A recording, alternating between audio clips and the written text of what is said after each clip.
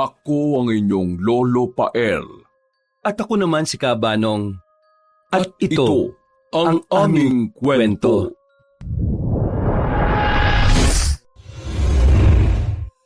Nay, bakit po pati kami kailangan pang sumama sa inyo dun sa amo ninyo? Paano na po kami makakapag-aral ni Jerome kung pati po kami magtatrabaho rin? Oo nga po, Nay. Bakit po pati ako sasama? Kahit po sana si Kuya na lang po. Aray ko, Kuya! Ang sakit nun, ha? Loko-loko ka eh. Niligtas na nga kita tapos ako naman yung ilalaglag mo dyan. Sorry, Kuya.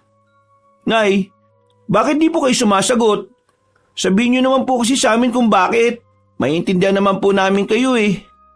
Natigilan na ang 16 na taong gulang na binatilyo nang makita niya ang nanay na si Aling Odisha na umiiyak na.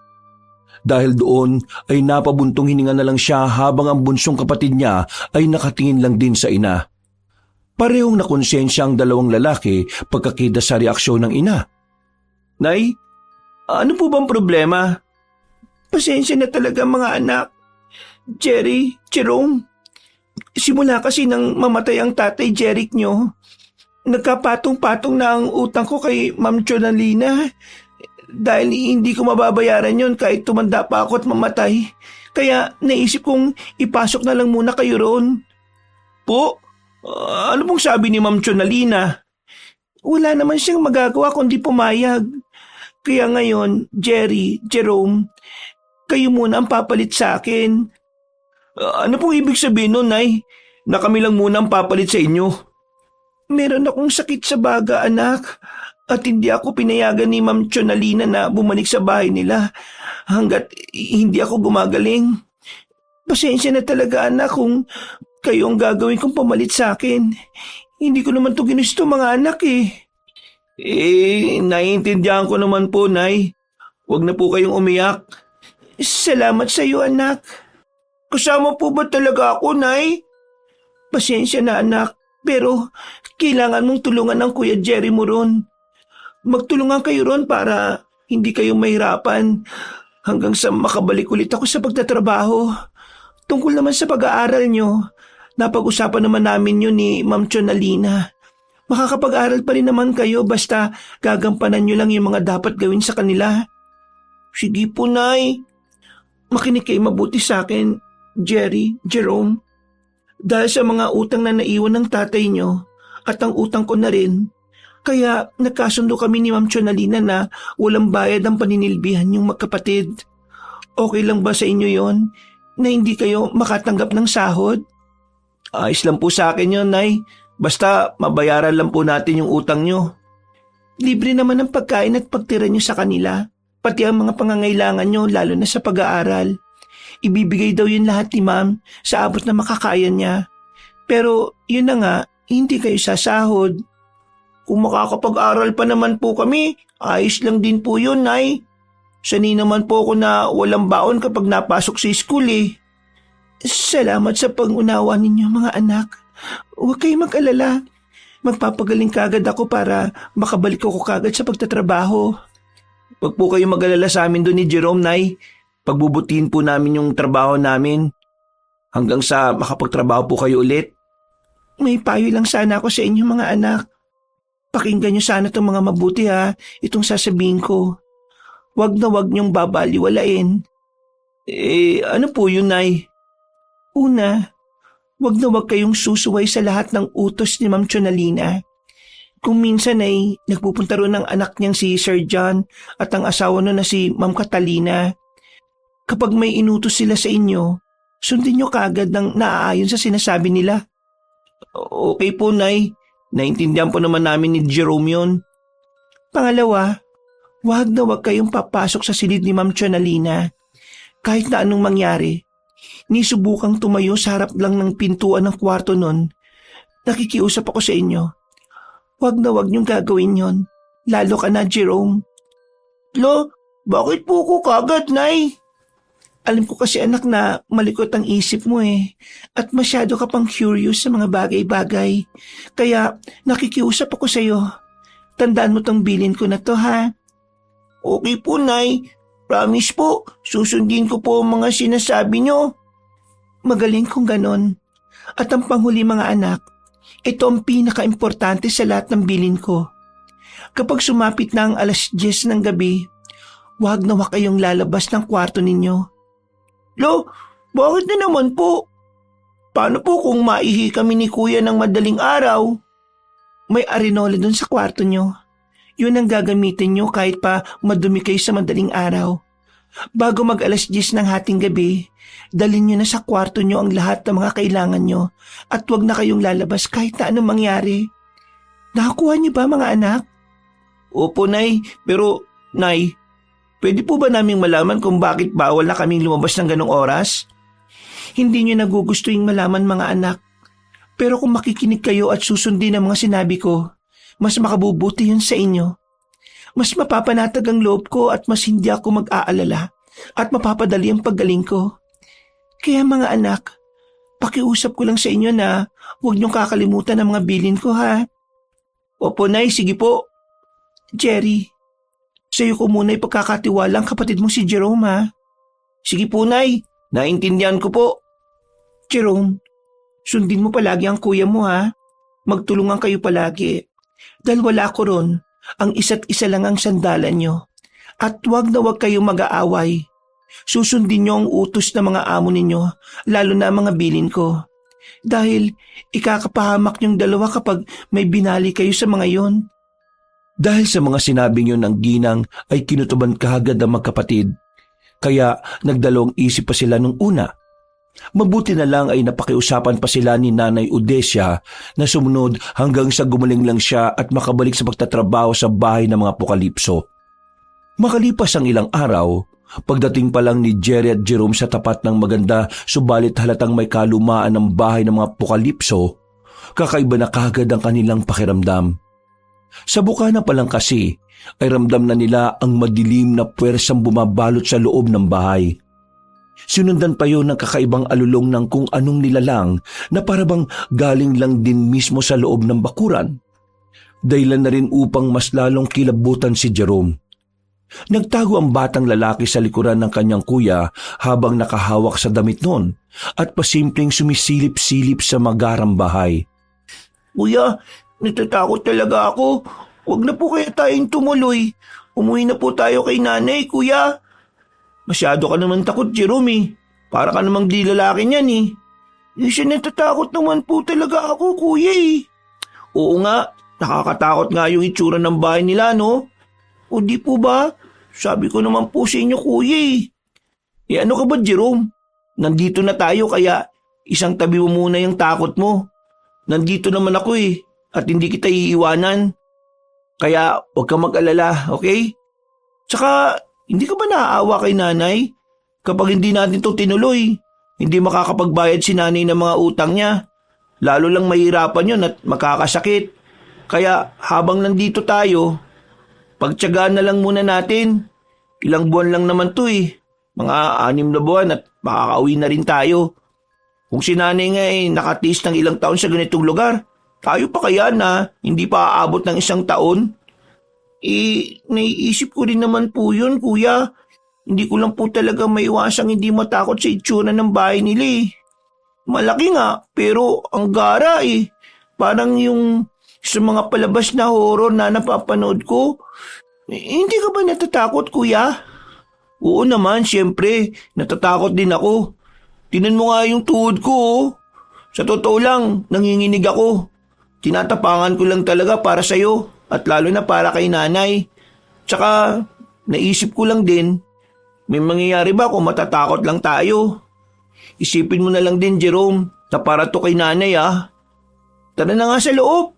Huwag kang mag-alala dahil magkasama naman tayo. Walang iwanan, di ba? Sabay na napatingin ang dalawa sa nakakatakot na bahay. Bago pumasok sa loob kung saan ay sinalubong sila ng mag-asawang sina Sir John Apokalipso at Ma'am Catalina Mindiola Apokalipso. Si John ang nag-iisang anak ni Ginang Chonalina Apokalipso na siyang pinakamay-ari ng nilulumang mansyon. Napangiti sa kanila ang mag-asawa at dahil doon ay pasimpleng nagtago si Jerome sa likod ng kanyang kuya pagkakita sa dalawa. Natakot kasi siya sa mga matatalim na tingin ng mga yon, kaya naman habang nasa likuran ng kuya niyang si Jerry ay panay na ang dasal niya sa isipan. Sana po, Lord, umilis yung takbo ng oras. Sana po, matulog na kami kaagad. Lord, sana po, sana po, sana po. Sabay pang napalunok laway ang magkapatid habang naiilang na nakatanaw sa mag-asawang tila nanunuri pati ang kaluluwa kung makatingin. Kayo na ba mga anak ni Odesya? Opo, kami nga po. Ako po si Jerry at ito po yung bunso kong kapatid na si Jerome. Maligayang pagdating dito sa Apocalypse Mansion. Welcome po sa amin, Ma'am at Sir. Bago ko pala makalimutan, ako si Ma'am Catalina at siya ang asawa kong si Sir John. Kinagagalak ko po kayong makilala. Pasensya na at ngayon lang kami lumabas. May alaga kasi kaming nakawala eh. Pumasok na muna kayo at maupo. Salamat po, Sir John. Dali-dali nga silang sumunod sa mga amo at pagkapasok sa mismong loob ng bahay ay sabay na naupo ang dalawa sa malambot na sofa. Si Jerome ay yumukod lang habang si Jerry naman ay nakipag-usap sa mga amo nila. Naghapunan na ba kayo mga bata? Opo, Sir. Bago po kami nagpunta rito kumain na kami ni Jerome. Kanina pa naman pala yun eh.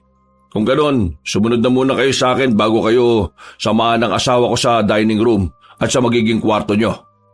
Tatanggi pa sana ang magkapatid pero naalala nila ang sinabi ni Nanay Odesya na huwag susuway sa kahit anong sabihin ng kanilang amo. Dahil doon ay wala silang inaksayang oras ng gabing yon. Sumunod nga sila Jerry at Jerome sa kanilang amo. Dinala sila ng Ginoo sa likod bahay at tinungo ang isang bodega kung saan malayo pa lang ay naaamoy na nila ang malansang dugo sa hindi kalayuan. Natatakot na napatakip ng ilong ang batang lalaki habang napapahigpit ng hawak sa balikat ng kanyang kuya. Na noong mga sandaling yon ay medyo kinakabahan na rin matapos nilang malanghap ang malansang amoy ng dugo. Ilang saglit pa ay huminto silang tatlo sa tapat ng bodegang may 2 pinto. Mas lalong napaigpit ng pagtakip ng ilong ni na Jerry at Jerome at nang mapansin sila ni Sir John ay tinapik niya ang kanilang mga kamay na ikinagulat ng magkapatid. Bakit kayo nagtatakip ng mga ilong? Ano po kasi? Hindi na halos natapos ni Jerry ang sinasabi sapagkat biglang binalingan ng Ginoo ang nakababata niyang kapatid. Nahalatang halata ang panginginig ng katawan dahil sa takot. Namumutla na rin kasi ang mukha ni Jerome habang tila naiiyak na. Pagkatapos ng nakakatunaw na tingin ni Sir John, ay saka siya muling tumalikod at tumarap sa pintong nakasara. Nakahinga naman ng maluwag si Jerome kasunod ng pag-akbay sa kanya ni Jerry bilang pagpapalakas ng loob. Huwag kang kabahan, Jerome. Nandito lang si Kuya sa tabi mo. Pangako, hindi kita iiwan. Relax ka lang, okay? Natatakot po ko, Kuya. Wala ka naman dapat ikatakot eh. Walang mangyayari sa atin dito. Sige, Kuya. Habang napapabuntong hininga si Jerome, ay nagpupuna siya ng mga mata sapagkat patulo na ang kanyang luha anumang oras.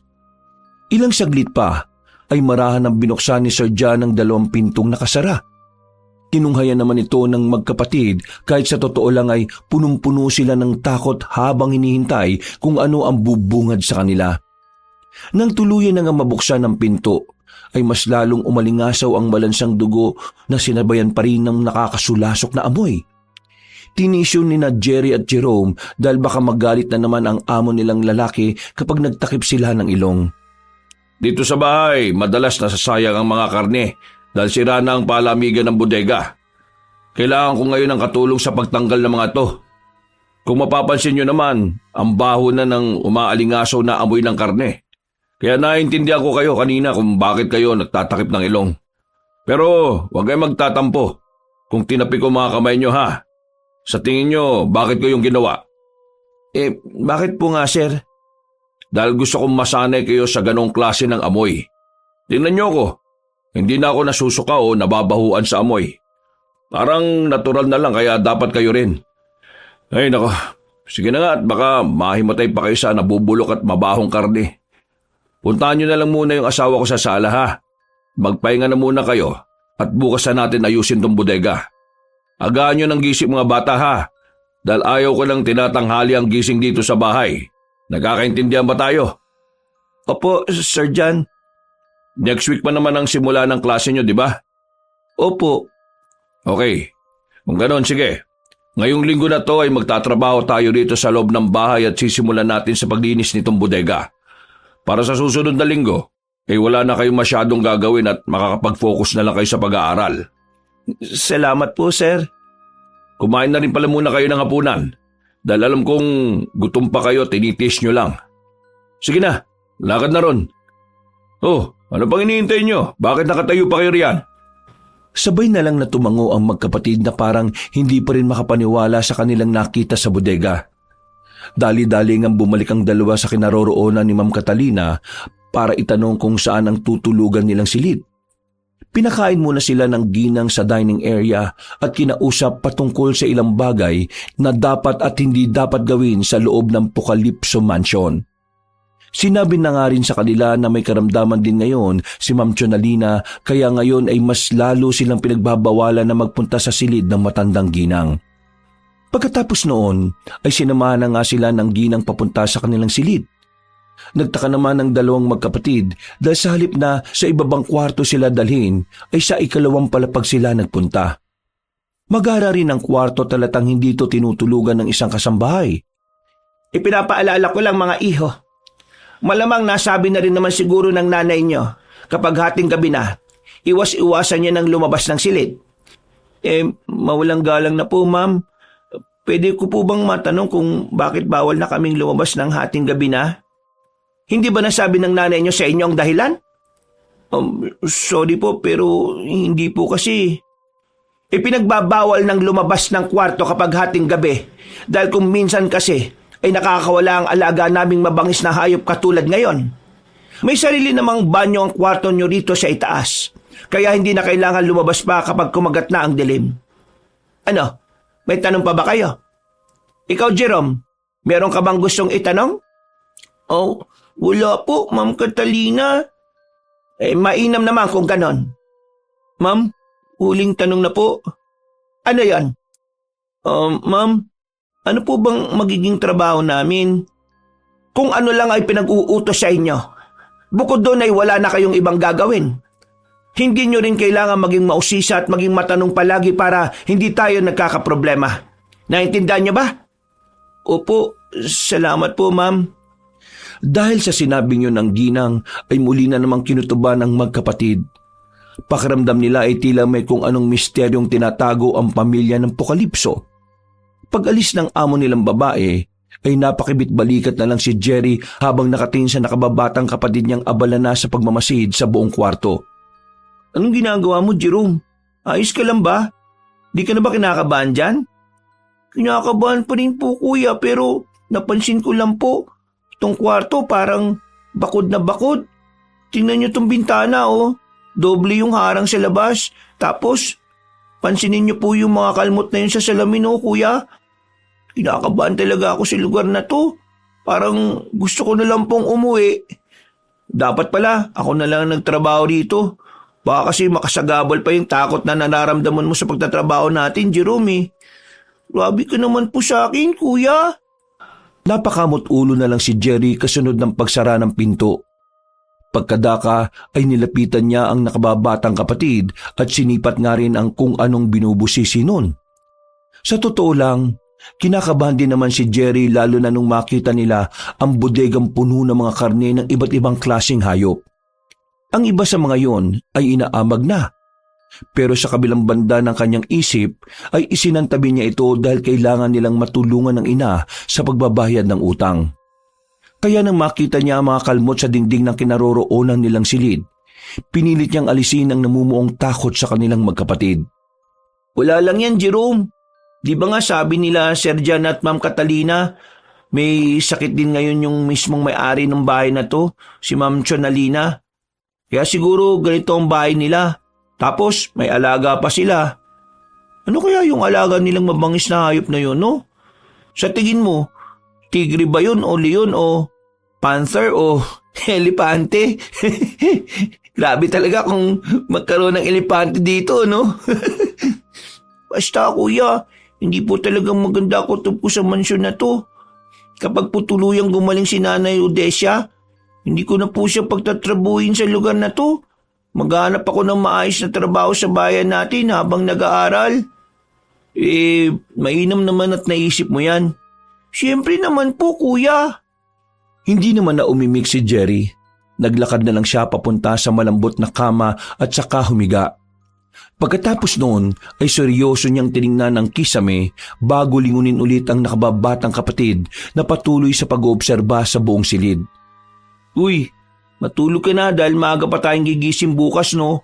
Narinig mo naman yung sinabi ni Sir John, di ba? Sige po, kuya. Kuya, tabi po tayo, ha? May choice pa ba ako? Basta wag kang malikot dahil ihuhulog talaga kita sa kama. Patayin mo na muna yung ilaw. Total, malapit ka na dyan, eh. Pagkasabing yun ay pinatay na nga ni Jerome ang ilaw at tumabi na sa nakadatanda niyang kapatid. Kahit hindi pa inaantok, ay pinilit na lang nila ang mga sarili na makatulog. Dahil nga sa maaga pa silang babangon kinabukasan para tumulong sa paglilibing ng karne ng mga hayop na hindi na mailuluto pa. Makalipas ang ilang minuto, ay biglang napalingon si Jerome sa kanan matapos marinig ang nakatatanda niyang kapatid na humihilik na. Napailing na lang siya dahil sa bilis nitong makatulog. Ito namang si kuya, napakaingay talaga matulog. Lakas sumilik. Pero nakakaingit siya kasi nakatulog na kaagad. Samantalang ako, hindi man lang madalaw-dalaw ng antok. Hindi talaga ako komportable sa lugar na to, eh. Tumalikod siya kay Jerry at nagtakip ng tenga gamit ang unan. Pagkalaon ay pumikit na siya at nagbilang ng tupa sa kanyang isipan, subalit hindi pa rin siya talaga makatulog. Kaya naman marahan na lang siyang bumangon sa kama at muling dumungaw sa bintanang naka-grills ng doble. Mula sa salaming bintana ay tinanaw niya ang madilim na kapaligiran sa labas ng magarang mansyon. Habang nakatanaw sa labas ay nakaramdam siya ng kakaibang takot sapagkat hindi siya sanay sa ganoong katahimik na lugar na tanging ingay lang ng kuliglig ang naririnig. Sa lugar kasi nila, kahit papaano ay makakalapit pa rin ang mga bahay. Hindi katulad dito na nasa pinakadulo at nasa likuran ng burol kaya madalang ang mga bahay at mga taong napapadpad. Isa rin sa dahilan kung bakit pinangingilagan ng pamilya Apokalipso ay dahil ilan sa mga sabi-sabi na meron nga raw kakaiba sa kanila. Ramdam na ramdam nga ni Jerome ang pagiging kakaiba ng kanilang mga amo. At para hindi na makasaksi pa ng kung anong nakakatakot na bagay, ay hinawi na lang ng batang lalaki ang kurtina at pagkatapos ay bumalik na siya sa kama para pilitin ang sariling matulog. Ang kaso ay paiga pa lang siya nang marinig niya ang mahinang ingay ng hayop mula sa labas ng silid. Ano yun? Natatakot man ay mas nangibabaw ang pagka-curious. Kaya marahan siyang naglakad papunta sa pintuan at pagkatapos ay marahan niya rin binuksan ang pinto. Hanggang sa mas malinaw niyang naririnig ang umiiyak na kambing. Bakit may kambing dito? Yung ba yung pinakakain nila na sinasabi nilang alaga? Hindi na niya halos natapos ang sinasabi dahil mula sa pinakadulong silid ay meron siyang naaninag. Hanggang sa nasipat niya ang anino ng isang tao na bitbit nga ang nasabing hayop. Muli niya ring narinig ang ingay ng kambing na mas lalo pang nagsumigaw kaya naman dali-dali niyang isinara ang pinto. At dahil sa kaba ay napalakas ang pagsara niya. Kaya naman nakalika siya ng kalabog.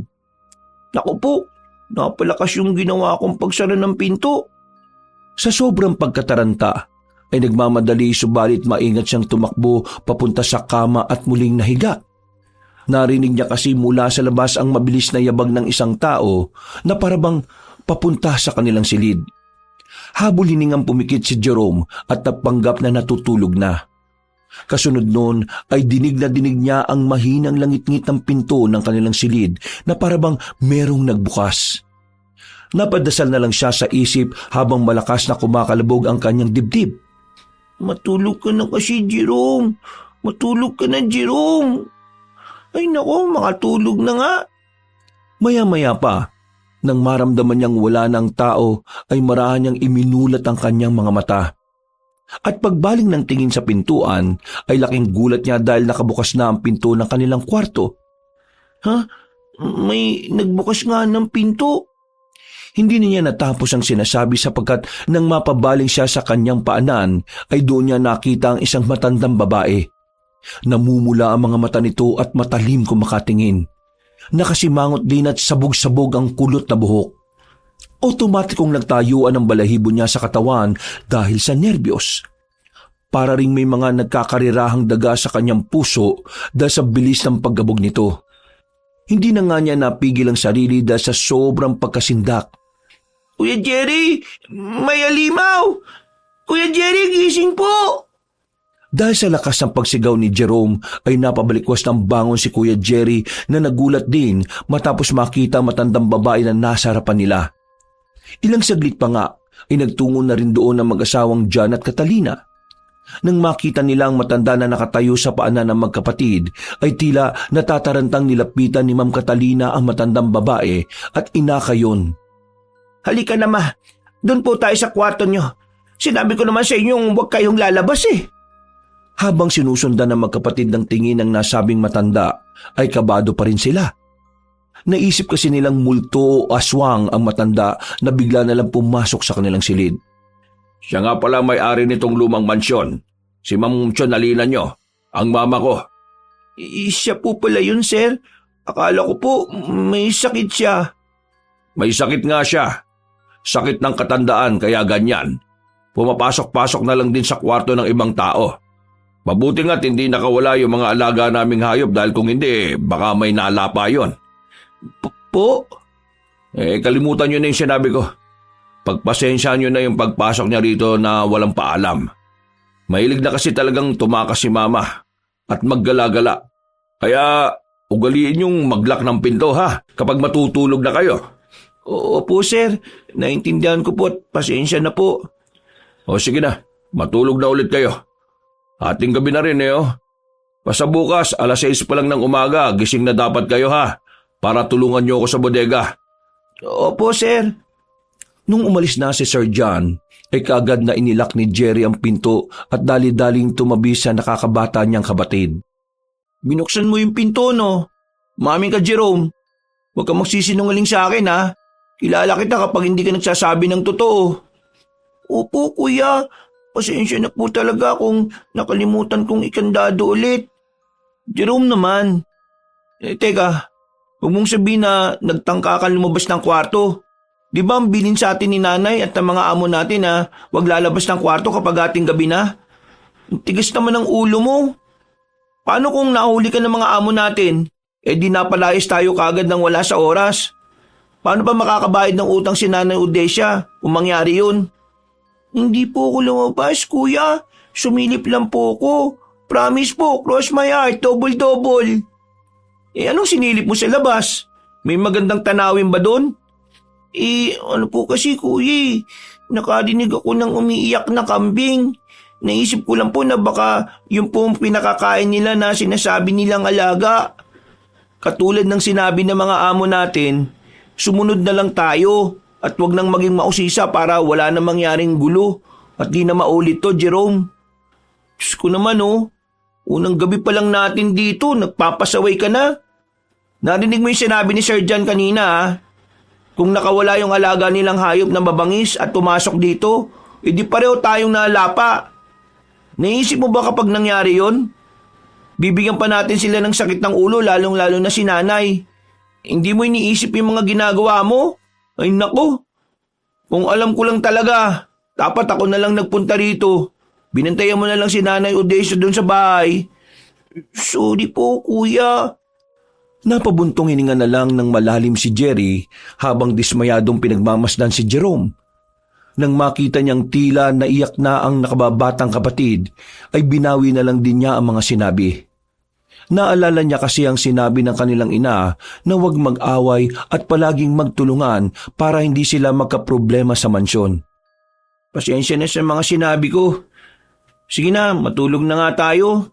Dahil bukas malamang yan, marami tayong gagawin. Sige po. Kuya, sorry po ulit ah. Sige na, wala na yon. Huwag mo na lang uulitin. Matapos niya yung sabihin ay humiga na siya at tumalikod sa kapatid. Ganun na rin ang ginawa ni Jerome, subalit na natili siyang nakadilat habang nakatanaw sa kisame. Hindi pa rin kasi maalis sa isip niya ang itsura ni Ma'am Chonalina nang makita niya kanina. Para bang hindi tao ang tingin niya sa matandang babae at sa pagkakatanda nga niya ay parang napansin niyang may dugo-dugo ito sa labi pati na rin sa kamay. Hindi niya lang masyadong napansin dahil natakot na rin siya ng husto kanina. At isa pa ay medyo madilim sa silid kapag nakapatay na ang ilaw. Matapos ang pagmumuni-muning yon, ilang saglit pa nga ay narinig na naman niya ang mahinang paghilik ni Jerry, sinyalis na tulog na ito. Nakaramdam na naman siya ng inggit sapagkat kahit saang talaga ay madali lang makatulog ang kanyang kuya. Hindi ito namamahay katulad niya. Pumikit na lang siya at pinilit na magbilang ng mga tupa sa isip. Subalit muli niyang naaalala ang narinig na umiiyak na kambing kanina bago pumasok sa kwarto nila si Ma'am Chonalina. May kakaiba talaga sa bahay na to. Ngayon nakakasiguro na talaga ako, lalo na nang makita ko si Ma'am Chonalina. Kahit hindi maganda ang kutob niya sa nasabing magarang bahay, ay inisip na lang ni Jerome ang sinabi ng kanyang kuya. Kailangan nga nila magtrabaho upang makatulong sa kanilang nanay na ngayon ay nagpapagaling pa. Para po sa iyo, Nay. Basta po, magpahinga ka lang. Lord, ingatan mo kami ni Kuya Jerry dito habang nandito kami. Kung ano man po yung sikreto at kadilimang bumabalot sa lugar na to, huwag niyo pong hayaang mapama kami ni Kuya. Naudlot na siya sa pagsasalita at pagdulog ng panalangin dahil biglang umikot paharap sa kanya si Jerry at saka tumanday ng paa at kamay. Nagsalita rin yon kahit natutulog na, kaya napaismid na lang ang batang lalaki. Matulog ka na, maaga pa bukas. Marami pa tayong gagawin. Huwag kang matigas ang kokote, Jerome. Napailing at napangiti naman ng tipid si Jerome, habang pinagmamasdan ng nakatatanda niyang kapatid na humilik na ng mahina matapos magsalita ng tulog. Pagkalaon ay ipinikit na nga rin niya ang kanyang mga mata. At sa kanyang isipan ay muli siyang nagpasalamat sa Panginoon bago tuluyang matulog ng napakahimbing. Kinabukasan, eksakto 6:00 ng umaga ay bumaba na ang dalawa at inanyayahan sila ng mag-asawang John at Catalina na kumain ng almusal bago gawin ang dapat nilang gawin. Nahihiyaman ay kasabay nilang kumain ng mga amo. Hindi kasi sila nakatanggi sapagkat yun daw ang patakaran sa bahay na yon. Ang nanay nyo, si Udesia, palagi namin kasabay kumain yon kapag nandito kami. Gusto kasi namin talaga na magkakasabay ang lahat na kumakain sa hapagkainan. Nakakaboring kapag iilan lang ang kumakain sa mga mesa, tapos maraming nakahain.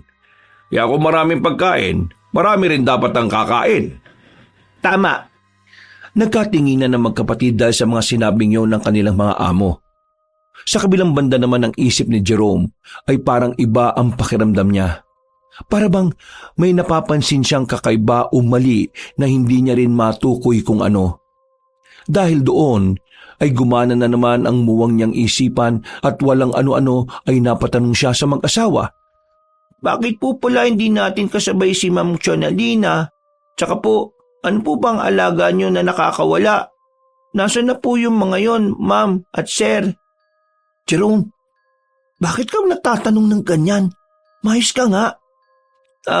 Sir, Ma'am, pasensya na po kayo sa tanong ng kapatid ko Alam niyo naman po yung mga bata, maraming talagang tanong. Pasensya na po talaga kayo. Huwag niyo na pong intindihin yung mga sinabi ni Jerome.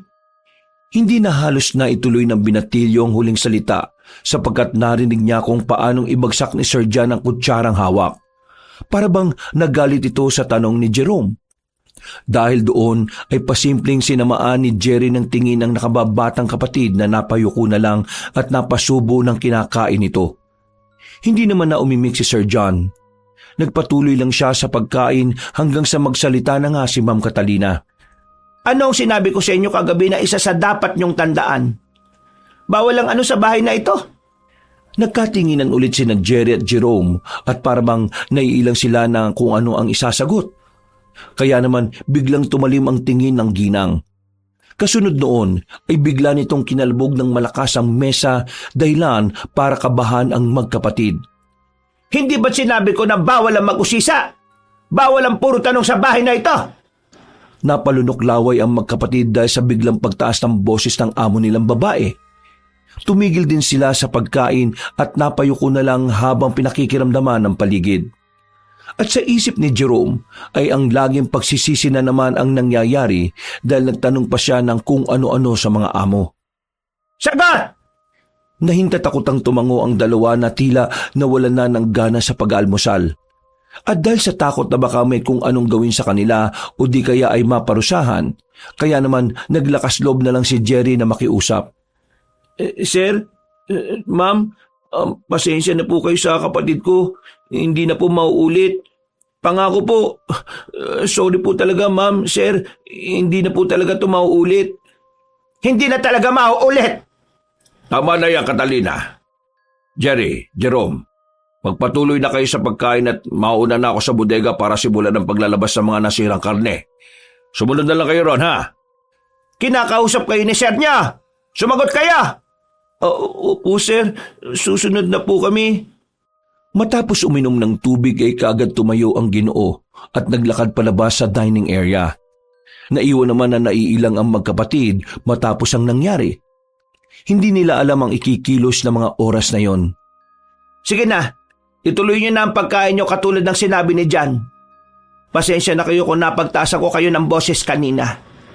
Kumain na kayo at pagkatapos niyan sundan niyo si Sir John niyo sa bodega para ma-dispatch niya na yung mga karneng inaamag. Wala nang sumagot sa magkapatid. Nagmadali na lang sila sa pag-aalmusal at nang ililigpit na nila ang mga pinagkainan ay pinigil sila ng ginang. Ako nang bahala dyan. Sige na, pumunta na kayo sa bodega dahil walang katulong ang asawa ko ron. Nakangiti man ang babae sa kanila ay ramdam na naman ni Jerry at Jerome ang alab na naggangalit nitong mga mata. Kaya naman hindi na sila nagdalawang isip na umalis sa dining area. At habang naglalakad papunta sa bodega ay pinagalitan na naman ni Jerry ang bunsong kapatid dahil sa mga sinabi at tinanong niyon kanina. Isang gabi pa lang tayo dito, Jerome, pero nakakadalawa ka na kaagad Maayos ka naman. Utang na loob. Hindi na ako natutuwa sa inaasta mo Pauwiin na talaga kita. Isang-isa na lang talaga. Paano kapag napalayas tayo dito? Ano na mangyayari kay nanay? Sorry talaga, kuya. Puro ka na lang sorry. Tapos gagawin mo na naman. Mabuti kung manahimik ka na lang Kahit wala ka nang gawin, ako na lang ang gagawa basta tumahimik ka lang para wala nang gulo. Pinapasakit mo yung ulo ko Hindi na umimik pa si Jerome. Tahimik na lang niyang sinusundan sa paglalakad ang nakatatanda niyang kapatid hanggang sa marating nila ang bodega. Tahimik nilang tinulungan ng among lalaki at ng araw na yon ay naubos ang kanilang oras sa pag-aayos sa nasabing lugar. Marami-rami rin kasi silang inalis na karning inaamag. Dinala ni na Sir John at Jerry ang nasabing karne sa kabilang bahagi ng burol na nasa unahan ng magarang bahay at doon sinunog. Naiwan naman sa bodega si Jerome para maglinis bago ayusin ang palamigan ng mga karne. Gusto niya mang sumama kanina dahil natatakot siyang maiwan mag-isa, kaya lang ay wala naman siyang magawa sapagkat iniwan siya ng kanilang amo para mas mapabilis ang kanilang trabaho. Habang naglilinis ay nakaramdam siya ng uhaw kaya naman saglit na tumigil ang batang lalaki. Naglakad siya pabalik sa loob ng magarang bahay para magpunta sa kusina para kumuha ng maiinom. Dahil sa pagiging observant ay napansin ni Jerome na pare-parehong ang doble ang grills ng mga bintana sa buong bahay. Dahil sa niluman na ito ng panahon kaya mabilis niyang napansin ang mga binago sa lugar katulad ng malalaking kandado at saraduhan. Dati bang kulungan tong lugar na to? Saka ano kaya yung alaga nila at nasan kaya yung mga amo kong babae ngayon? Napapahimas baba pa siya habang sinasabi ang mga yon. Dahil pasimple pa rin siyang naglilibot-libot ay nag-iba siya ng daan papunta sa kusina. At nang malapit na siya sa pinto papasok sa kusina, ay hindi sinasadyang nadaanan niya ang isang hagdan na pababa. Ha? May kwarto pa baba? Ang galing naman. Iba talaga ang mga mayayaman dahil ang dami nilang mga kwarto na hindi naman ginagamit. Naparap siya sa likuran pa itaas, kaya doon niya napansin na tanaw ang hagdan papunta sa kanilang kwarto. Dahil doon ay kaagad niyang naalala ang nakitang anino kagabi na may daladalang kambing. Kita pala yung mga daan pataas mula rito. Galing ha. Ganda talaga sa bahay na to. Pero nakakatakot lang din talaga. Hindi pa man siya natatapos sa pagsasalita, ay bigla na siyang nakarinig ng kalansingan ng kadena mula sa paibabang hagdan. Napatras ang batang lalaki dahil sa takot.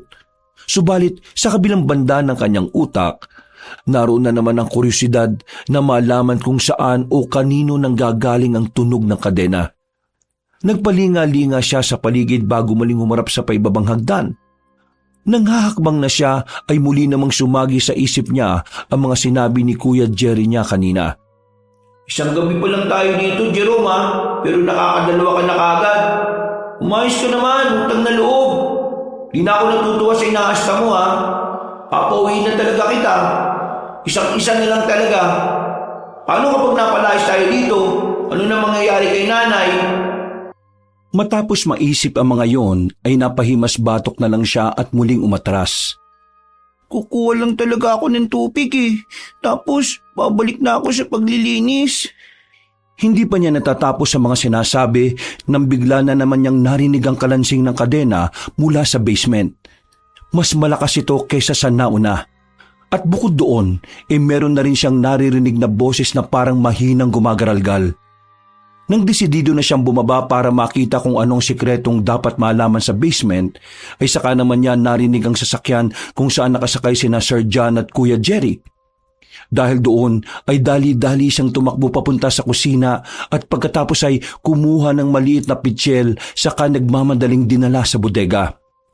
Naabutan niya sina Sir John at Kuya Jerry na kabababa lang ng sasakyan. Nakapaglinis na po ako.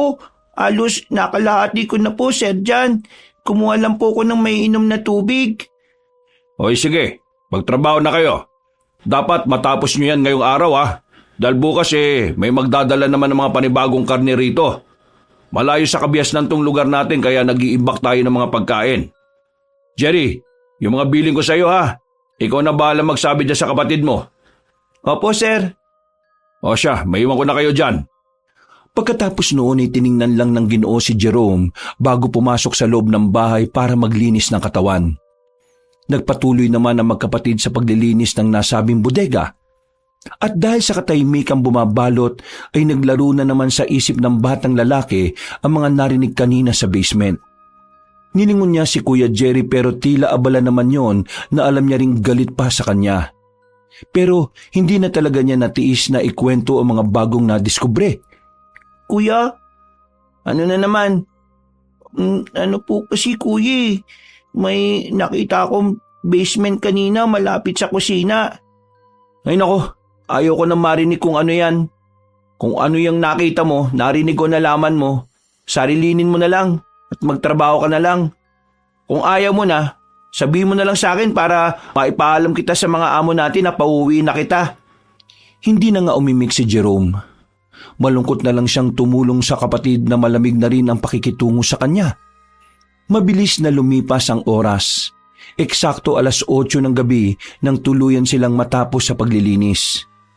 Pagod na nagtungo ang magkapatid sa kusina kung saan ay nakahanda na ang kanilang hapunan.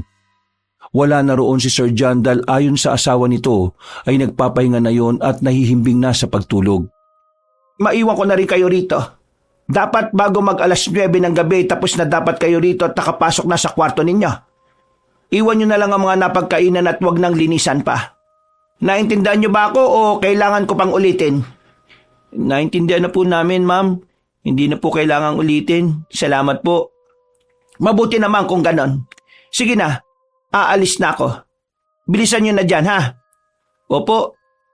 Nang matapos na sa pagkain ay hinayaan na nga lang nilang nakatiwangwang ang mga pinagkainan sa lamesa. Pagdating sa kwarto ay nakaramdam kagad ng uhaw si Jerome. sapagkat nalimutan niya palang uminom ng tubig pagkatapos kumain. Kuya, babalik lang po ako sa kusina saglit kasi hindi po pala ako nakainom ng tubig kanina. Bilisan mo na lang, Jerome. Alam mong malapit ang mag-alas 9 ng gabi. Baka mapagalitan na naman tayo sa ginagawa mong yan eh. Promise po kuya, mabilis lang po ako. Kukuha na rin po ako ng tubig natin para kapag nauwaw tayo mamaya, meron po tayong maiinom. O sige na. Dali-dalingan lumabas ng kwarto si Jerome at muling bumalik sa kusina. Pagkatapos niyang uminom at kumuha ng pitsil para dalhin sa kwarto ay hindi naman sinasadyang napalingon siya sa pintuang papunta sa nakita niyang basement kaninang hapon. Dahil doon ay muli niyang naalala ang narinig na kalansing ng kadena sa nasabing basement. Kagad niyang inilapag ang pitsil sa lamesa, subalit hawak-hawak pa rin niya ang baso habang tila kusang humahakbang ang kanyang mga paa papunta sa lugar na yon. Nang malapit na siya, ay napansin niya si Sir John na pababa doon at may dala itong buhay na malaking manok. Nagtago siya sa sulok habang napapakunot ng noo na pinagmamasdan ang lalaking amo. Akala ko ba natutulog na si Sir John? Bakit may dala siyang manok? Parang yung kagabi lang kambing naman. Siguro pakakainin niya na naman yung sinasabi nilang alaga. Ano nga kayang alaga nung mag-asawa na ito? Mas lalong nadagdagan ang mga katanungan niya sa isip. Kaya naman nang makababa na ang Ginoo sa hagdanan ay maraan siyang lumapit sa pinakabukana. Doon ay pasimple nga niyang sinilip pababa ang among lalaki. Wala siyang maaninag dahil madilim ang ibaba ng hagdan, subalit mahina niya namang naririnig ang mga nangyayari doon.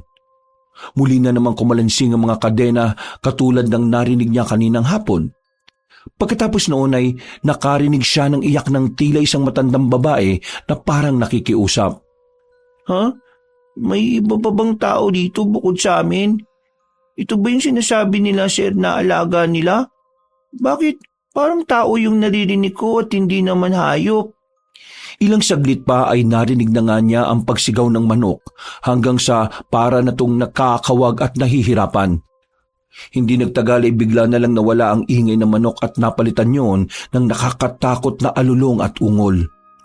Ang alulong at ungol na yon ay biglang nagpatayo ng mga balahibo ng batang lalaki sa kamay at batok. Para siyang naistatwa sa mga narinig sapagkat nanunuot sa kalamnan niya ang hatid na nakakilabot na alulong. Dala ng pagkataranta ay bigla siyang napatras at hindi sinasadyang nabitiwan ang hawak na basong stainless. Dahil doon ay nakagawa ito ng ingay habang gumugulong-gulong pa ibaba ng hagdan. Naku po! Dahil sa ingay na ginawa ni Jerome ay mas lalong lumakas ang ungol matapos itong marinig ang tunog ng baso. Kasabay noon ay paulit-ulit ang nagkalansingan ng kadena na parabang merong gustong kumawalang kung sino mula sa basement na yon. Puno ng takot na tumakbo ang batang lalaki pabalik sa kanilang kwarto. Nang makapasok na siya at nailak na ang pinto, ay hindi niya ipinahalata kay Kuya Jerry na meron siyang nasaksihan.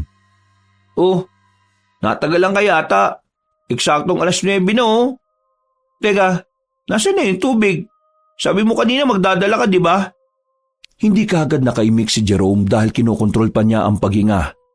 Hiningal kasi siya ng gusto dahil sa pagtakbo at matinding takot. Gusto niya mang sabihin kay Kuya Jerry ang mga nasaksihan ay hindi na lang din niya itinuloy. Alam niya kasing magagalit na naman yon at pagsasabihan na naman siya ng kung ano-ano. Oh, hinihingal ka ba? May ginawa ka na naman ba, Jerome? Wala po kuya. Pasensya na po. Nakalimutan ko yung tubig. Okay ka lang? Bakit parang namumutla ka? May ginawa ka na naman kalokohan, Wala kuya. Promise po. Good night. Matutulog na po ko. Nakakapagod yung ginawa po natin kanini. Wala nang umimik sa kanila pagkatapos nun. Nagtungo na kaagad si Kuya Jerry sa banyo para maghilamos ng katawan. Si Jerome naman ay takot na takot pa rin hanggang sa mga oras na yon dahil sa kanyang mga narinig kanina. Sigurado siya sa sarili na hindi normal na nilalang ang nadinig niyang mga alulong kanina. Kaya habang nakahiga at nagpapanggap na tulog ay hindi pa rin siya mapakali. Hali mo yung narinig ko na yun. Sigurado ko hindi yung tao. Yung pala yung sinasabi nilang alaga. Natigilan na siya matapos mapagtanto ang mga pangyayari. Sa kanya naisip ang kambing kagabi pati ang manok na dala ni Sir John kanina. Pinapakain nila ng hayop yung halimaw sa basement. Kailangan na talaga naming umalis ni Kuya Jerry sa lugar na to. Muling nanuot sa kalamnan ng batang lalaki ang napakatinding takot na para siyang nilamon ng buong buo. Napayakap siya sa sarili habang nanginginig ang katawan. Hindi niya kasi lubos maisip ang maaring kahinatnan nilang magkapatid dahil sa mga nalaman niya. Naisip niya rin sa mga oras na yon na dahil sa nahulog niyang baso ay baka punterihin na siya ni Sir John o di kaya ang kuya niyang si Jerry. Subalit sa kabilang banda ng isipan niya ay labis siyang nagtataka kung bakit hinayaan pa rin sila ni Nanay Udesia na magtrabaho rito kung may ganitong klase ng sekretong pamilya ng Pukalipso. Ibig sabihin, alam ni Nanay ang tungkol sa sikreto ng mga amo niya. Kaya niya pala kami ilang beses na pinaalalaanan patungkol sa maraming bagay. Yung palang dahilan ng Nanay. Hindi na natapos ni Jerome ang kanyang mga pinagmumuni-munihan dahil lumabas na ng banyo si Kuya Jerry. Nang makita siyang nakamulat ay nagtaka yun sa kanya. Oh, kala ko ba matutulog ka na? Bakit gising ka pa? Hindi po ako makatulog, kuya. Magilamos ka ng katawan para makatulog ka. Sige po. Pagkatayo ni Jerome ay sasabihin na sana niya kay Kuya Jerry ang tungkol sa nalaman. Pero para bang umurong ang dila niya dahil na rin sa pag-iisip na mapapagalitan na naman siya. Wala sa sarili siyang pumasok sa banyo at doon nagpatuloy ang pagmumuni-muni tungkol sa mga nangyari. Paglabas niya ay humihilik na si Kuya Jerry na halatang nahihimbing na sa pagtulog. Paghiga niya sa kama ay hindi pa rin maalis sa isip niya ang mga nakakatakot na alulong at ungol kanina. Pinilit niya namang matulog kaya lang ay hindi na talaga siya madalaw-dalaw ng antok kahit anong gawin niya. Ano kayang klase ng nilalang yung alaga nila na naroon sa basement? Dahil sa mga naiisip na yon ay nagdesisyon ng batang lalaki na lumabas ng silid. Likas talaga sa mga batang musmos na kaidara ni Jerry ang maging curious sa maraming bagay. Hindi talaga nila ito mapigilan na hindi alamin. Naisip niya kasing bigla na kaya siguro ayaw silang palabasin tuwing hating gabi ay dahil sa nilalang na nasa basement. Doon niya rin napagtanto na kaya pala doble-doble ang mga grill sa mga bintana at maraming kandaduhan ng mga pinto sa buong bahay ay dahil sa merong tinatagong kung ano ang pamilya Pukalipso. Pasensya na po, Kuya Jerry, kung matigas ang ulo ko. Kailangan ko pong malaman kung ano ang totoo para makalis na talaga tayo sa lugar na to. Ang dating takot niya sa mga bagay-bagay ay napalitan tuloy ng pagiging mausisa. Nang nasa labas na siya ng kwarto nilang magkapatid, ay marahan niyang isinara ang pinto at maingat na naglakad papunta sa hagdanan. Sumilip-silip muna siya sa ibaba at nang makasigurong walang tao, ay dahan-dahan siyang naglakad pa ibaba ng hagdan. Dali-dali niyang tinungo ang kusina at nang nasa harapan na siya ng pintuan na papunta sa basement, ay nag-alangan pa siya nung una. Bigla na lang kasi siyang kinilabutan matapos maalala ang mga narinig na alulong kanina. Ano ba itong ginagawa mo, Jerome? Parang nung isang gabi lang takot na takot ka tapos ngayon nandito ka na sa labas. Mas lalo kang mapapahamak sa ginagawa mo Kapag nahuli ka ng mga amo nyo, siguradong pati ang Kuya Jerry mo madadamay. Huminga muna siya ng malalim sa kamuling kinausap ang sarili. Bahala na. Basta kailangan ko lang makita kung ano nga ba yung alaga nila Sir John at Ma'am Catalina para matahimik na rin ako. Maingat at marahan niyang tinahak ang basement. Nang nasa bukana na, ay nagpalinga-linga pa siya sa paligid bago marahang naglakad pa ibaba ng hagdan. Dahil sa madilim ay humawak siya sa gilid habang kinakapa-kapa ng mga paa ang binababaan. Nang malapit na siya sa dulo, ay muli niyang narinig ang kalansing ng kadena na parabang natunugan siya ng nilalang na naroon. Pagkuwan ay natigilan ng batang lalaki matapos makarinig ng mahina at garalgal na tinig ng isang napakatandang babae. San? Anak? Ikaw na ba yan? Pakawalan mo na ako, anak, utang na loob. Huwag mo na akong ikulong dito. Ayaw ko na rito. Pakiusap naman, anak. Nang marinig ni Jerome ang boses ng isang matandang babae, ay dali-dali siyang nagpunta sa pinto at sapilitan tong binuksan.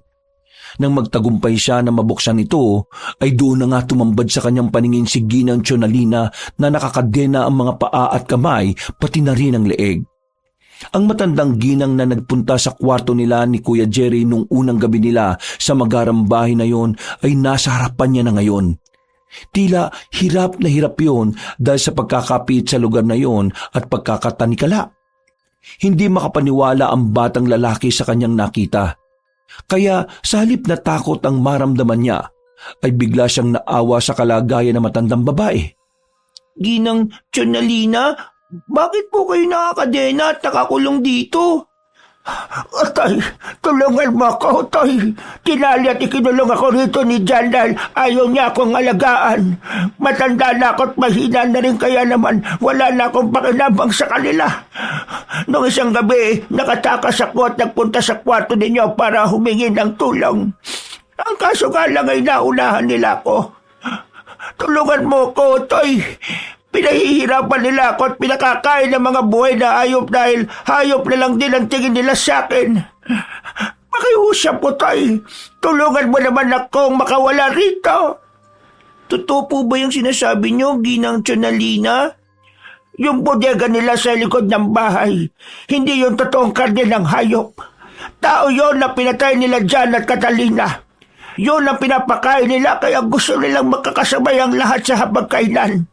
Kaya dapat tumakas na tayo rito bago pa mahuli ang lahat. Nagulat ng gusto si Jerome sa kanyang mga narinig. Kaya naman nilapitan niya kagad ang matandang babae at pilit na tinatanggal ang pagkakadena. Subalit maigpit ito ng sobra at merong susian, kaya hindi rin siya nagtagumpay. Napansin niya rin na may mga kakaibang letrang nakasulat sa kadena, subalit hindi niya maintindihan ang ibig sabihin nun. Pumukaw din ng atensyon niya ang kwintas na may itim na pendant na nakasuot kay Ginang Chonalina. Nasa kwarto ni Jan at Catalina ang susi, Utay. Kunin mo tong kwintas at isuot mo para may panlabang ka sa kanila. Masasamang alimaw sila, kaya kailangan mo ng proteksyon. Sige po, huwag po kayong mag-alala dahil tutulungan ko po kayong makatakas ngayong gabi na to. Tatakas po tayong 3 ng kuya ko. Pangako po yan, Ginang Chonalina. Maraming salamat, Utay. Magmadali ka na bago pa sila makaramdam at magising. Pagkatango ay wala nang ang inaksayang oras si Jerome. Kinuha niya ang kwintas sa matandang babae at saka ito isinuot. Pagkatapos noon ay dali-dali niyang tinungo ang silid ng kaniyang amo. Hindi na rin niya nagawang gisingin pa ang nakatatandang kapatid dahil sa pagmamadaling makatakas sa lugar na yon. Alam din niya kasing magkakagulo-gulo kapag nalaman ng kuya niya ang mga ito. Saka ako na lang gigisingin si kuya kapag napakawalan ko na si Ginang Chonalina at kapag paalis na kami. Ilang saglit pa, nang nasa silid na siya ng mag-asawang Jan at Catalina, marahan niyang hinanap ang sinasabing susi hanggang sa makita niya nga rin ito na nakalagay sa ibabaw ng tukador. Kinuha niya kagad ito, subalit nang lalabas na siya ng silid ay biglang nagising si Sir John at nakita siya. Jerome, anong ginagawa mo sa kwarto namin? Ano yung hawak mo? Teka, bakit nasa iyo yung susi na yan, ha? Naku, naloko na. Ay, balik mo yan! Naputol na ang sinasabi ng Ginoo dahil kagad tumakbo ang batang lalaki palabas ng kwarto. Hinabol siya ng among lalaki habang sumisigaw ng malulutong na mura. Walang yakang bata ka! Magnanakaw ka! Hayop ka! Humarda ka kapag nahuli ka na! Dahil sa ingay na yun ay nabulawang lahat ng nasa loob ng bahay. Parehong nagising sina Ma'am Catalina at Jerry mula sa magkaibang silid. Tumakbo naman kaagad si Jerome papunta sa kusina kung saan ay nakita niya ang kanyang kuya na pababa ng hagdan matapos makarinig ng mga ingay. Oh, ano nangyayari? Ano na naman ginawa mo, Jerome? Kuya, makinig kang mabuti sa akin. Kailangan na nating umalis sa bahay na to. Mga alimaw mga amo natin. Ano na naman ba to? Maniwala ka sa akin, kuya. Bago pa matapos ni Jerome ang kanyang sinasabi, ay nakita niya nang dumating sa kusina si Sir John at dali-dali siyang sinunggaban para kunin ang susi. Nagpapambuno silang dalawa hanggang sa umabot sila sa dining area at sa lamesang hindi pa nila naligpit sila nagabulan.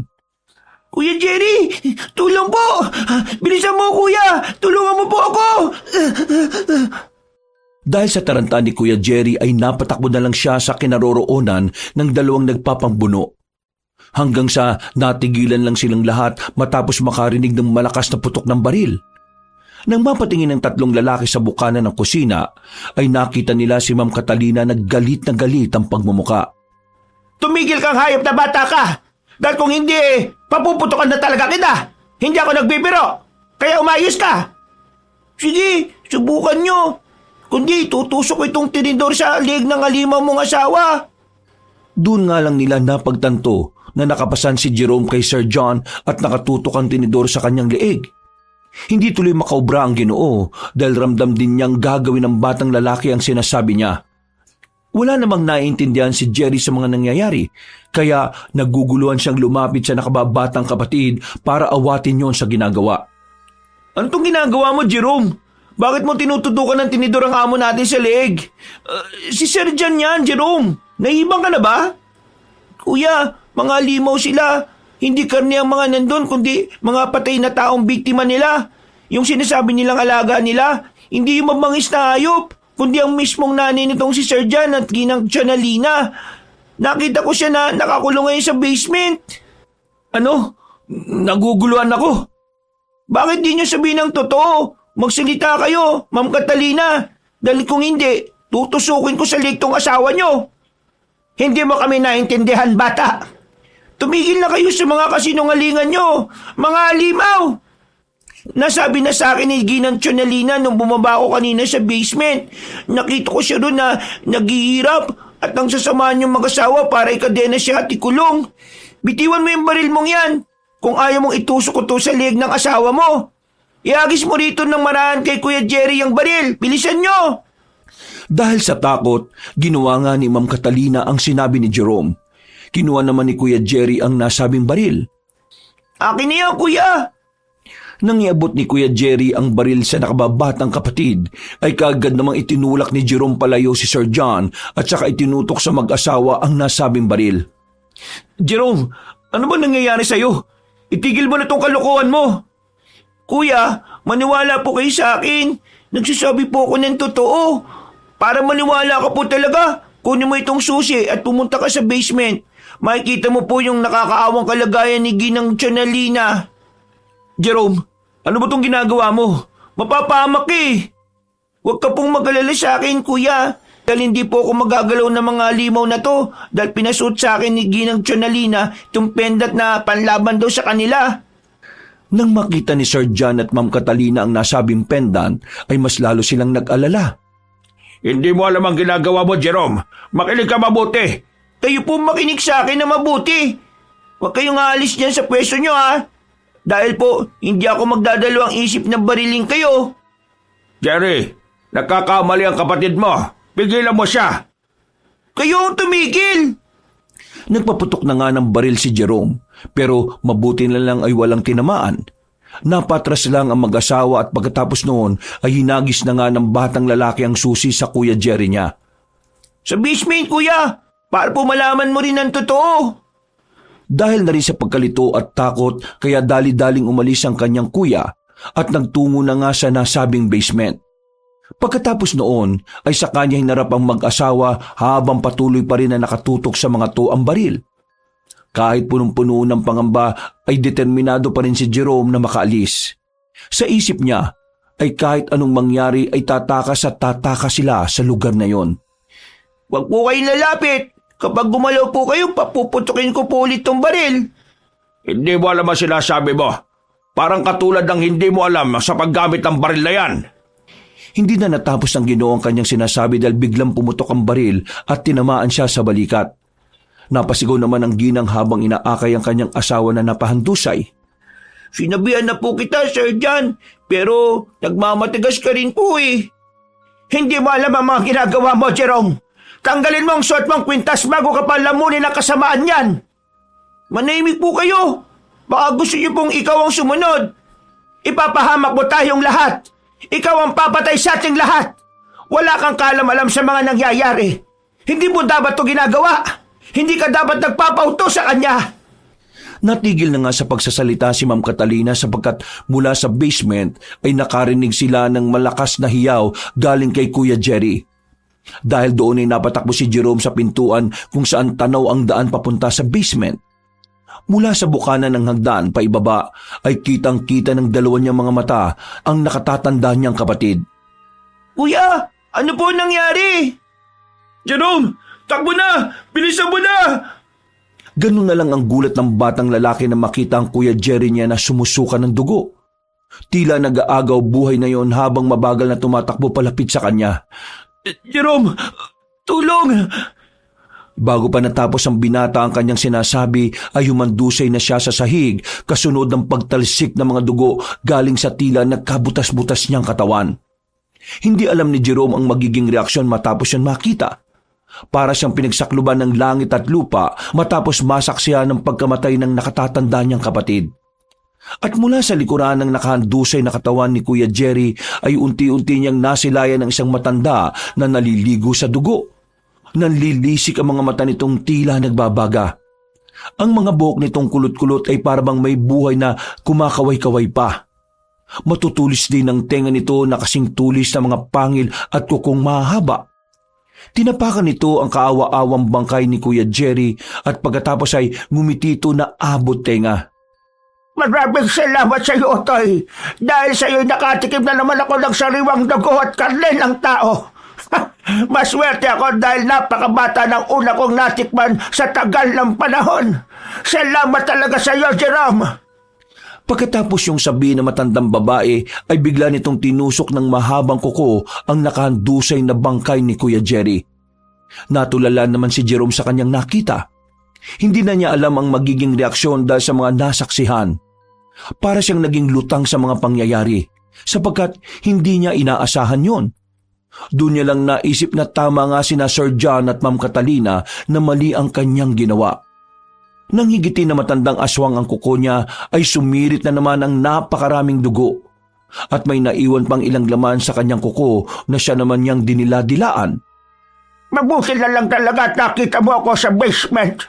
Dahil kung hindi, siguradong mahihirapan na ako makatakas pa sa walang yakong anak, pati ng asawa niyang ikinulong ako at pinipigilang kumain ng tao. Napayak na lang si Jerome habang pinakikinggan ang sinasabi ng matandang aswang. Bilang ganti sa ginawa mong magtulong sa akin, gagawin kong mabilis ang kamatayan mo.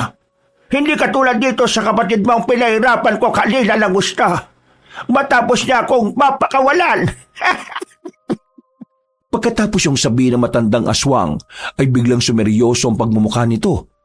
Ang matatalim niyang mga tingin ay mas lalo pang nanlisik. Ang mga buhok niyang tila sumasayaw-sayaw ay parang tumigas na katulad ng isang patalim. Pagkalaon ay dumila siya at saka ngumiti ng makahulugan. Hindi na naigilaw pa ni Jerome ang katawan dahil sa sobrang pagkabigla sa mga pangyayari. Kaya naman nang lulusubi na siya ng matandang aswang ay biglang humarang si Sir John at pilit na pinigil ang kanyang ina. Catalina, umalis na kayo! Magtago na kayo ni Jerome! Bilisan niyo! Walang hiya ka talaga dyan. Bakit pa kita naging anak? Papatay na lang kita para wala na akong problema. Total, hindi mo naman ako sinuring na ina. Doon lang parang natauhan si Jerome nang makita niya si Sir John na nakikipagpambuno sa matandang aswang. Kitang-kita niya na kahit na nahihirapan ang amo niyang lalaki sa pakikipaglaban, ay sinikap nitong ibalik ang ina sa ibaba ng basement. Subalit mas malakas na ang kalaban sapagkat nakatikim na ito ulit ng sariwang laman at dugo ng tao. Maya-maya pa ay naramdaman na lang ni Jerome ang paghatak sa kanya ni Ma'am Catalina. Eksakto pa na naputol ang kwintas kaya parang bumalik siya sa tamang wisyo. Doon na nga pumasok sa utak niya ang lahat-lahat ng mga kamalian niyang ginawa. Ano itong ginawa ko? Halika na, batang pasaway. Ang huling nakita ni Jerome ay tinusok ni Ginang Tsionalina ang ulo ng sariling anak gamit ang mahabang kuko. Tumagos yun dahilan ng kamatayan ni Sir John. Tumagas ang napakaraming dugo at pagkatapos noon ay hindi pa nakontento ang matandang aswang dahil winasak nito ang tiyan ng lalaki. Pagkatapos sa mga nasaksihan, ay natataranta siyang tumakbo habang sinusundan si Ma'am Catalina na hindi rin alam kung saan pupunta. Saan po tayo pupunta? Tatakbo tayo hanggang sa makalayo sa kanya. Dahil kung hindi, kapag nahuli niya tayo ay siguradong katapusan na natin. Dahil sa mga narinig, ay tila wala na sa sariling napasunod na lang ang batang lalaki. Naiiyak at naduduwal pa rin sa mga nangyayari dahil para siyang nilamon na matinding takot matapos ang kanyang nasaksihan. Kaya habang palabas sila ng lumang mansyon ay wala na siyang maintindihan. Tila ba namanhid na ang buo niyang katawan dahil sa pinaghalo-halong emosyon. Nang medyo malayo na sila sa nasabing bahay ay huminto si Ma'am Catalina sapagkat pagod na rin siya sa pagtakbo. Napasandal naman si Jerome sa puno at doon humagulgol ng pag-iyak habang hawak-hawak ang baril. Pagkakita sa kanya ng ginang ay kagad siya nitong nilapitan at saka sinampal ng ubod lakas. Gumising kang hayop ka! Huwag kang umiyak-iyak dyan dahil ikaw ang may kagagawan nito! Ikaw ang nagpakawala sa aswang na matagal na namin kinulong sa mansyon na yon. Kung nakinig ka lang sana sa mga sinabi ko, hindi sana mangyayari to sa kapatid mo at sa asawa ko! Napayak na rin ang ginang habang inahampas-hampas si Jerome na nanlulumo tumahagulgol dahil sa mga nangyari. Ngayon, kung gusto mong mabuhay, makinig ka sa akin. Tumingin ka sa akin, punyemas kang bata ka! Ganun na nga ang ginawa ni Jerome. Pilit niyang pinunasan ng mga luhang ayaw tumigil at tumangutango sa ginang kahit ang totoo ay hindi na niya talaga maintindihan ang mga nangyayari. Pasensya na po. Gusto ko lang naman po mga tulong eh. Hindi ko naman po alam na nagsisinungaling siya. Ano pong gagawin natin? Pakiusap, ano po bang dapat nating gawin?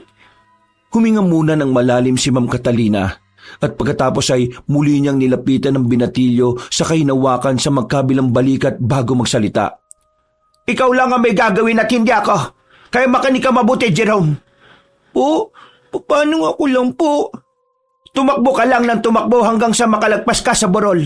Doon ay meron ng mga kabahayan na pwede mong hingan ng tulong para makauwi ka sa inyo. Wala kang ibang sasabihin tungkol sa nangyari dito dahil una sa lahat, walang tutulong at maniniwala sa iyo. Paano po kayo, ma'am? Tumakbo ka at huwag nang lilingon dito kahit na ano mangyari. Huwag mo na akong alalahanin dahil pagod na akong tumakbo. Pareho lang tayong mamamatay kapag sumabay pa ako sa iyo. Naintindihan mo ba ako? Huwag nang matigas ang ulo mo! Sagot! Oo po. Tumigil ka na sa kakaiyak mo, ha? Kanina matapang ka, di ba? Kailangan mo yan ngayon. Gamitin mo yung baril. Bago pa matapos ng ginang ang kanyang sinasabi, ay nakarinig na sila ng malakas na alulong mula sa hindi kalayuan. Sabay silang napatingin sa pinanggagalingan ng ingay. Ma'am Catalina, umalis na po tayo. Parang awa niyo na. Huwag kayong magpapaiwan. Bilisan mo na, tumakbo ka na! Magmatali ka ng pasaway kang bata ka at huwag mo na akong intindihin! Mas lalong lumakas ang alulong na kanilang naririnig pati ang pag-ungol. Kaya naman wala nang nagawa pa si Jerome kundi tumakbo ng tumakbo sa kadiliman ng gabi. At katulad ng sinabi ng ginang sa kanya, tinahak niya ang itinuro sa kanyang daan. Nagdire-diretso lang siya hanggang sa makalapit na siya sa kabilang bahagi ng burol. Nang nandun na ay walang inaksayang oras ang batang lalaki.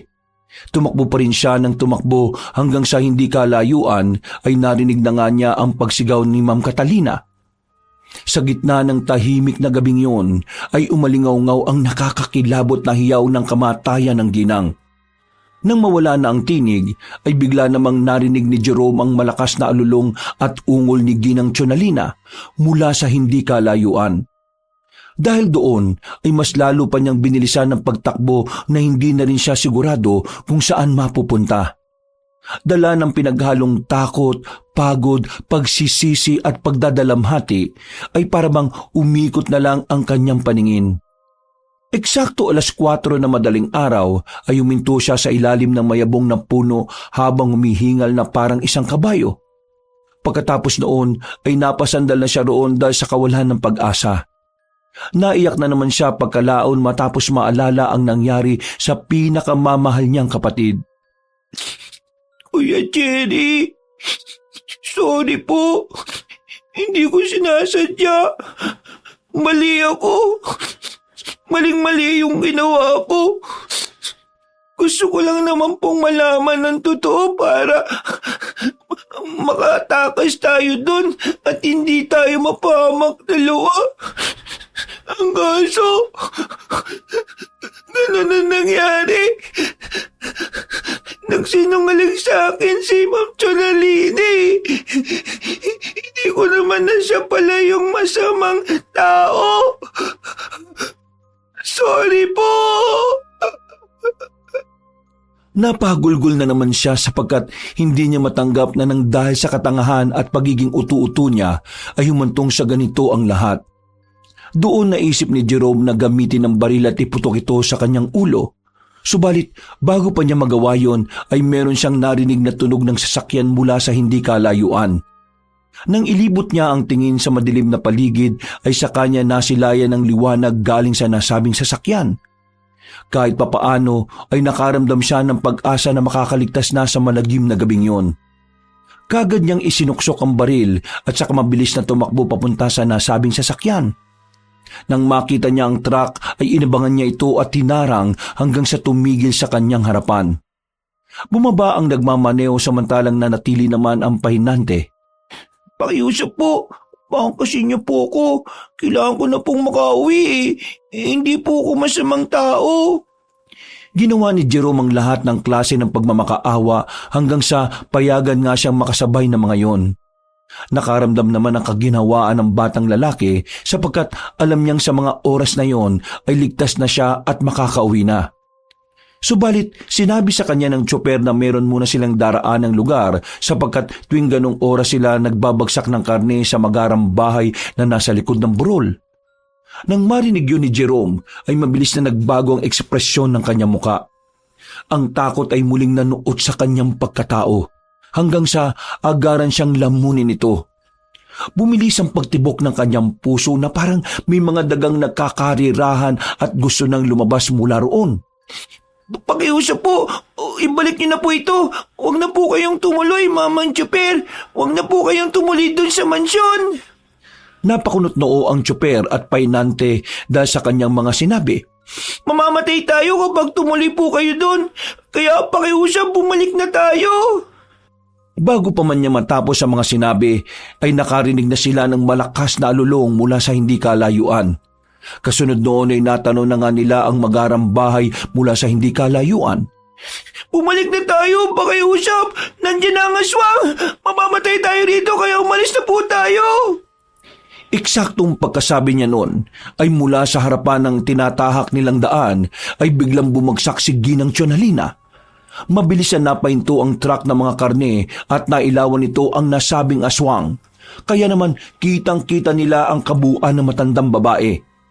Ang nangungulubot nitong muka, ang buhok na nagmistulang matatalim na sandata, ang matutulis na tenga, nanlilisik na mga matang tila nag-aapoy, ang naglalaway na bibig na may mahahabang pangil at matatalim ring mga kuko. Nakangiting abot tenga silang hinarap ng aswang habang inilalabas ang napakahabang dila. Kita mo nga naman, babalik ka rin pala, Jerome. Nakakatawang isipin na nagpakahirap ka pa sa magtakbo palayo sa akin pero ibabalik ka rin pala ng mga ito. May pasalubong ako sa iyo, bata! Pagkasabing yon ay sa kanito inihagis ang ulo ni Ma'am Catalina na tumama sa unahan ng sasakyan. Nang makita yun ng tsoper at pahinante ay nataranta rin silang katulad ni Jerome. Umalis na tayo dito, bilis! Kagad pinandan ng tsoper ang truck at walang pakundangan niyang binunggo ang nakaharang na aswang na tumalamsik at gumulong-gulong. Pagkatapos noon ay mabilis na inikot ng tsoper ang sasakyan. Saglit itong huminto pagkalaon para tungayan muli sa side mirror kung anong nangyari sa aswang. Manong, ano pong ginagawa niyo? Umalis na tayo! Ha? Natigilan na si Jerome sa kanyang sinasabi sapagkat kitang-kita nila mula sa side mirror na unti-unting bumangon ng aswang na binundol nila. Matapos makita at marinig kung paano maglagutukan ng mga buto nito ay doon mas lalo silang nahintakutan. Kagad pinahururot ng driver ang minamaneho niyang truck habang si Jerome at ang pahinante naman ay nakaantabay sa side mirror. Hindi pa man sila nakakalayo ay narinig na nilang merong kumalubog sa itaas ng truck na kanilang sinasakyan. Dahil doon ay kinuha na ni Jerome ang hawak na baril at kahit hindi siya pamilyar sa paggamit nito ay wala naman na siyang ibang pagpipilian. Ang painante naman ng sasakyan ay kumuha ng tubo na sa gilid ng kanyang inuupuan upang maging handa sa mga mangyayari.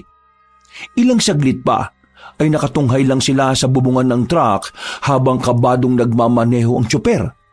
Subalit hindi nila inaasahan ang mga sumunod na pangyayari.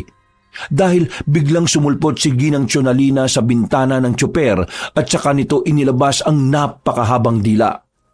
Dahil sa pagkabigla at takot ay nataranta ang driver at nawalan siya ng balanse sa pagmamaneho.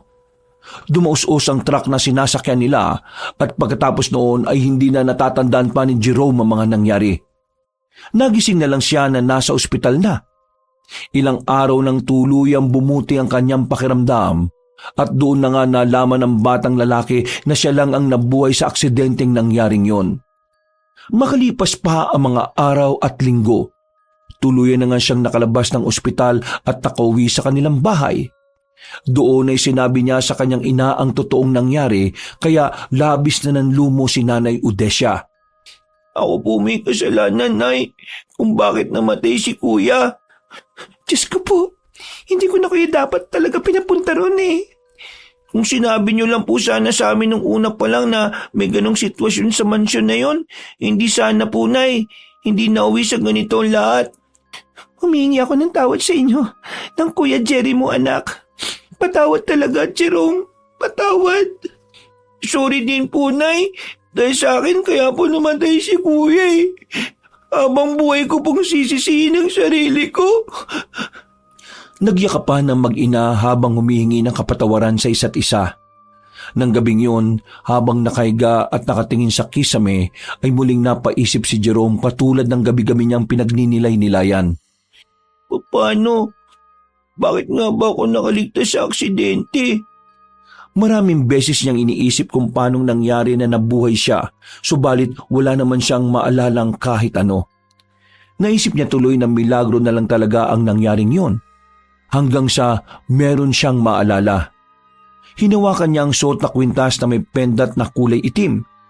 Ito ang suot noon ni Ginang Tsionalina na kinuha niya at natanggal din sa kanya nung hatakin siya ni Ma'am Catalina. Bakit nga ba nasa akin pa rin to? Ang alam ko talaga na piktal na to nung hatakin ako ni Ma'am Catalina eh. Habang tumatakas kami, ano bang meron sa kwintas na to at paano to nakabalik sa akin? Dahil doon ay maraan niyang tinanggal ang kwintas para mas makita ito. Nang hindi na niya ito suot-suot ay bigla siyang nakaramdam ng kakaibang init sa katawan.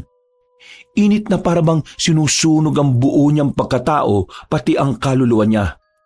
Dahil doon ay napatayo siya hanggang sa mabitiwan niya ang nasabing kwintas. Ilang saglit pa ay mas lalong uminit ang nararamdaman niya na parang nag-aapoy ang kaibuturan ng kanyang pagkatao. Nay! Nay! Tulong po! Pagkatapos ng sigaw niyang yon, ay nakaramdam na siya ng matinding pagkahilo. Tila ba mabilis na umikot ang kanyang paningin hanggang sa humandusay na siya sa sahig. Hindi pa natapos doon ang kanyang paghihirap sapagkat bigla na lang ding nanakit ang kanyang tiyan. Sakit na parabang may kung anong bumabakbak sa kalooban ng kanyang sikmura. Nay Odesya, tulungan niyo po ako. Ang sakit po ng tiyan ko. Nay! Napasukan na ng napasuka si Jerome at eksakto namang dumating ang kanyang inay na galing sa paglalaba ng kanilang mga damit. Nagulat ang ginang matapos makita ang anak na sumusuka ng napakarami. Mas lalo silang nagimbal na mag-ina matapos makita ang mga isinuka ni Jerome. Itim na ito at naglalabas ng napakabahong amoy. Ano pong nangyayari sa akin, Nay? Ang sakit sobra ng tiyan ko. Muli na namang sumuka ang batang lalaki kaya mas lalong nataranta ang kanyang ina. Nang aakaya na si Jerome ni Nanay Odesya ay nagulat ito sapagkat napakainit ng kanyang anak. Nakakapaso ang init ng katawan nito kaya nabitiwan niya rin kaagad. Ang sakit-sakit po talaga ng tiyan ko, Nay. Hindi ko na po kaya. Sa muling pagsuka ni Jerome ay bigla itong nanahimik na dahilan naman ng pagtataka ng ginang. Tumigil sa pamimilipit ang batang lalaki at pagkatapos ay marahan itong tumayo. Nay? Nay? Bakit anak? Ayos ka na ba? Masakit pa man tiyan mo? Marahang nilapitan ng ginang ang kanyang anak at hinawakan nitong muli. Laking pagtataka nga niya sapagkat ang matinding init ng katawan ng batang lalaki ay humupa na subalit sobrang lamig naman ito na parang nagyeyelo. Nang inangat niya si Jerome ay laking gulat nga niya. Matapos makita ang kakaibang wangis ng binatilyo, namumutla ang pagmumukha nito at naglalaway. Nay, anong nangyari sa akin? Ano tong nararamdaman ko? Kasunod ng mga katagang yon ay kumalam ng malakas ang tiyan ni Jerome. Doon na napatras si Nanay Odesia habang natututok ang bibig. Pagkatapos noon ay bigla siyang napaluha ng tahimik habang pinagmamasdan ng anak na hindi na maganda ang kalagayan. Nay Odesia, ang tiyan ko po. Nagugutom po ako. Gutom na gutom po ko, Nay. Muling kumalam ang sikmura ng batang lalaki. Hanggang sa sunod-sunod na yon, palakas ng palakas. Habang pinagmamasdan ni Nanay Odesia ang anak na unti-unting nagbabagong anyo, ay napaluha na lang siya. Doon niya lang din kasi naintindihan na kaya nakaligtas si Jerome sa malagim na aksidente ay dahil sa naging aswang na rin ito. At kilala na niya kung sino ang gumawa nito sa anak. Walang iba kundi si Ginang Tiyonalina. Okay lang anak, kung nagugutom ka. Sige na, kumain ka na Jerome. Nandito lang ang nanay. Umiiyak na niyakap ni Nanay Odesia ang anak at pagkatapos noon ay walang pakundangang sinunggaban ni Jerome ang kanyang ina. Kinagat ng batang lalaki ang nanay niya sa liig at mula roon ay tumagas ang napakaraming dugo. Tinis naman ng babae ang sakit na nararamdaman para lang maibsa na matinding gutom na nararamdaman ng kanyang anak. Subalit, hindi pa nakontento si Jerome. Mas diniinan pa niya ang pagkagat sa liig ng kanyang ina hanggang sa mas bumaon pa ang kanyang mga ngipin dito.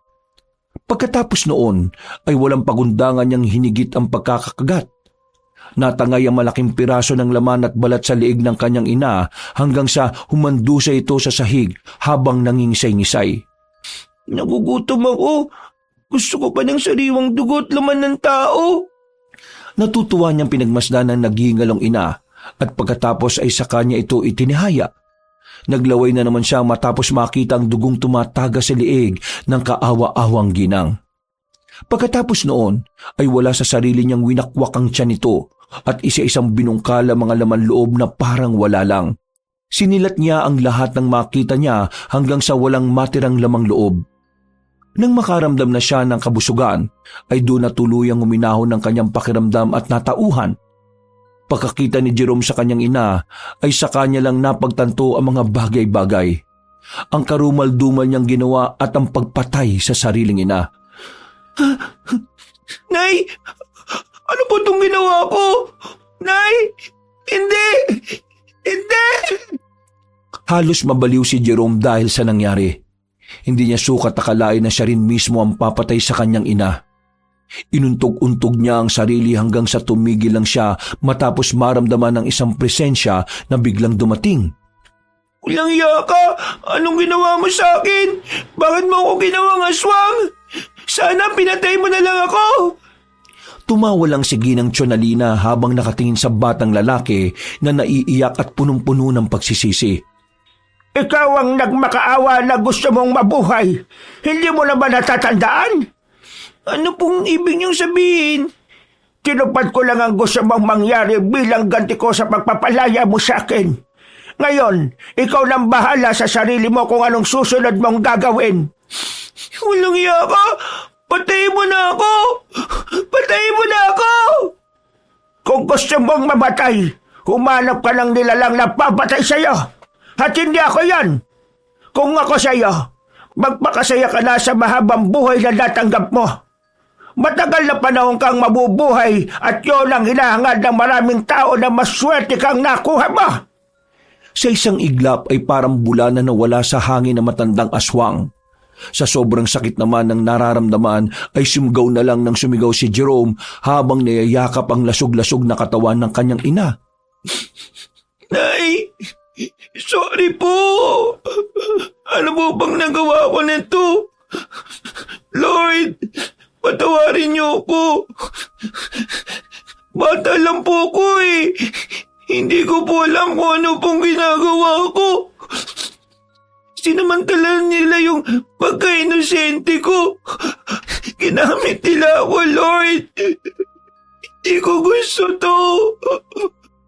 Maya-maya ay biglang may mga dumating na mga tao sa bahay nila Jerome.